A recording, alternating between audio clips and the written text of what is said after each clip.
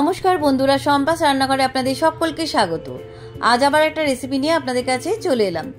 আজকে আমি আপনাদেরকে রাখি স্পেশাল নরম তুলতুলে সন্দেশ বানিয়ে দেখাবো। কোনো ছানা কাটার ঝামেলা ছাড়াই বাড়িতে কিভাবে এই নরম তুলতুলে সন্দেশ বানাবেন রেসিপিটা আপনাদের শেয়ার করলাম। তাই ভিডিওটা স্কিপ না করে পুরো রেসিপিটা দেখার অনুরোধ রইল। রেসিপিটা ভালো লাগলে আমাকে কমেন্ট বক্সে কমেন্ট করে জানাবেন। ভালো লাগলে লাইক বাটনটাও প্রেস করে দেবেন আর আপনাদের বন্ধুদের মধ্যে আমার ভিডিওটাকে শেয়ার করে দেবেন। আর আমার নতুন বন্ধুদের কাছে অনুরোধ, আমার চ্যানেলটাকে সাবস্ক্রাইব করে পাশে থাকবেন। আর আমার চ্যানেলে নতুন নতুন রেসিপি দেখার জন্য পাশে থাকা ছোট্ট বেল আইকনটাও প্রেস করে দেবেন।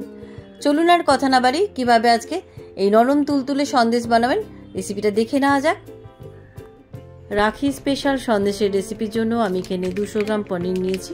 আমি এখানে আমুলের মালাই পনির নিয়েছি, আপনারা যে কোনো পনির দিয়েই বানাতে পারেন। দেখুন পনিরটা কিন্তু একদম ফ্রেশ। এবার এই পনিরটাকে আমি ছোট ছোট টুকরো করে কেটে নিচ্ছি।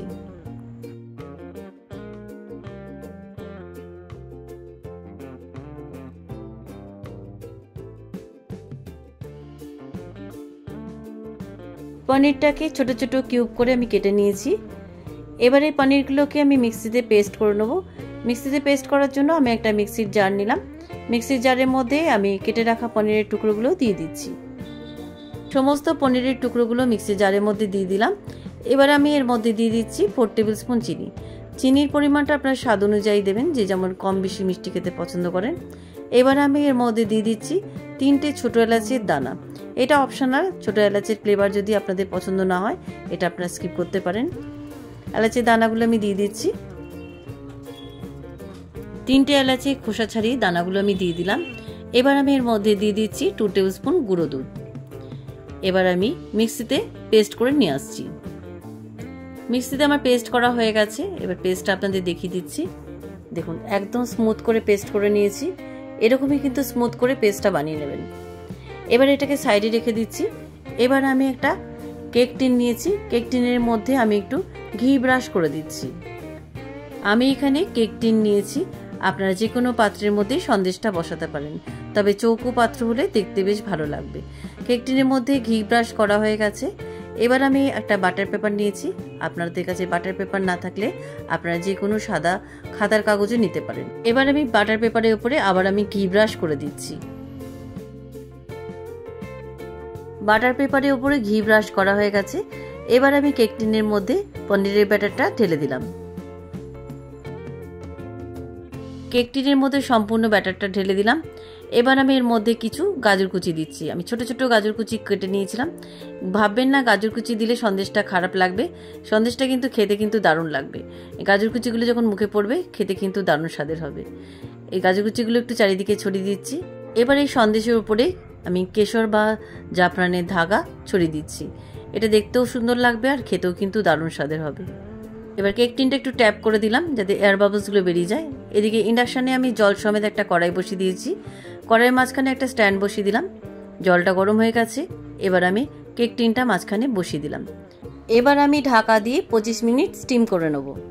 এবার এই ঢাকনার পুরোটাকে আমি অ্যালুমিনিয়াম ফয়েল দিয়ে বন্ধ করে দিলাম। 25 মিনিট পরে ঢাকনাটা খুলে নিলাম। দেখি সন্দেশটা বেক হয়েছে কিনা। একটা টুথপিক দিয়ে চেক করে দেখে নিচ্ছি। দেখুন সন্দেশের ব্যাটার কিন্তু টুথপিকের গায়ে একটু লেগে নেই, একদম পারফেক্ট বেক হয়েছে। এবার ইন্ডাকশন থেকে নামিয়ে নিচ্ছি। সন্দেশের কেক টিনটাকে আমি নামিয়ে নিলাম। এবার আমি এটাকে পুরোপুরি ঠান্ডা হওয়ার পর ফ্রিজে রেখে আমি 7-8 ঘন্টা রেখে দেবো।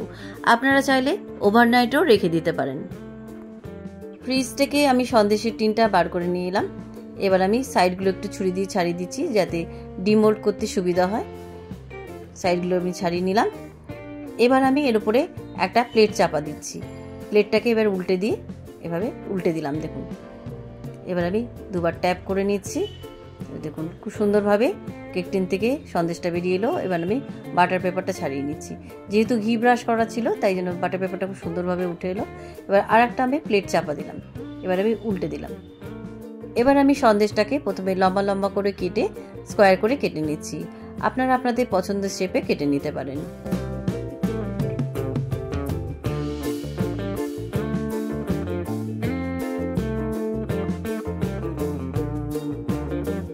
সন্দেশটা আমার স্কোয়ার করে কাটা হয়ে গেছে। এবার একটা তুলে আপনাদের দেখাচ্ছি।